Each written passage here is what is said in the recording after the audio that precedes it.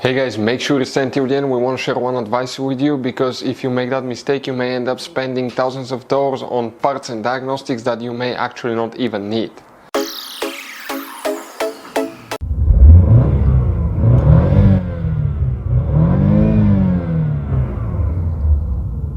Hey guys, welcome back to Electrical Car Repair Live. Thank you guys for watching and subscribing to the channel. Today will be super helpful video to any of you having a Dodge Charger degeneration here from year 2014 to year 2024.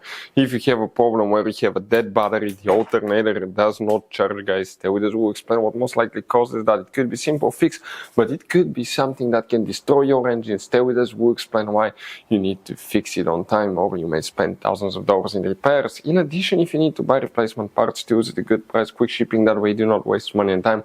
We'll share the information in the description of the video below. Check it out. So let's start on it now.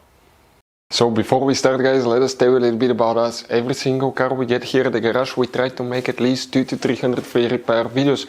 We take them completely apart. We show you how to do almost anything. How to fix engines, transmissions, electrical components, codes, fuses, relays, all that stuff.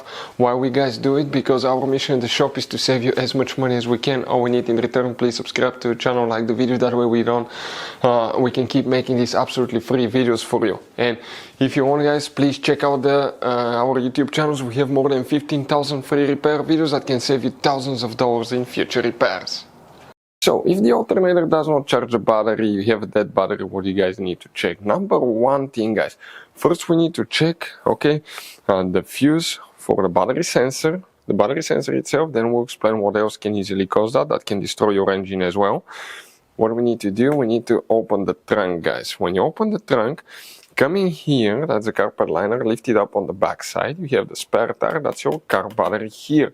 On the negative terminal, that's your battery sensor right here. Make sure it's working correctly, make sure it's plugged in. People often will break those when they replace a car battery.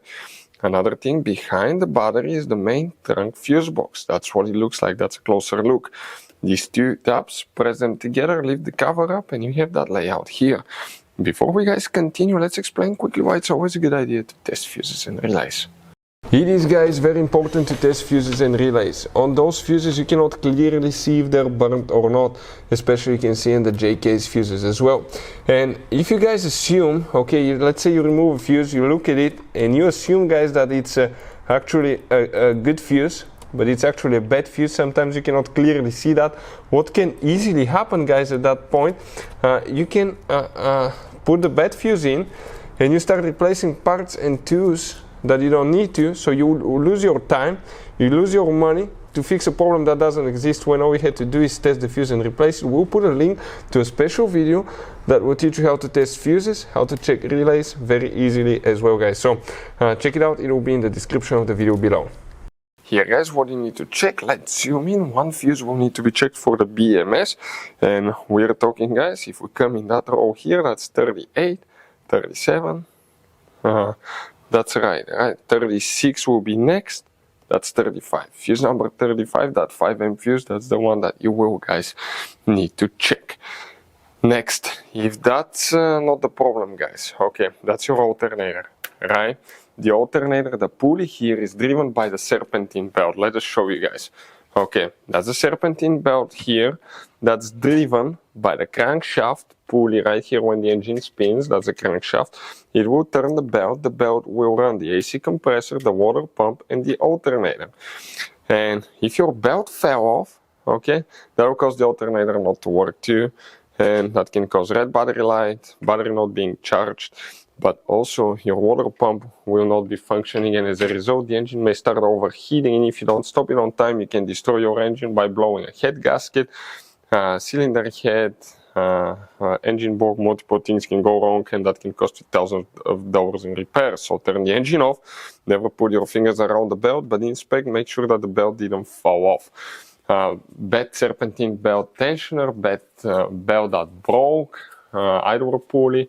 Multiple things can cause the belt to fall off, and the crankshaft pulley itself, which is known as harmonic balancer, if it's out of balance, can cause the belt to be destroyed or fall off.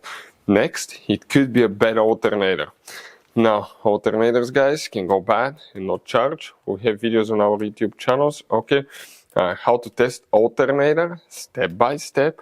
and how to figure out if it's working or not. On the back side, you're going to have here the bushes, the diode, and the voltage regulator integrated in it. So for any of you that want to see how to replace voltage regulator and alternator brushes, okay, we'll have videos on our YouTube channels how to do that step by step.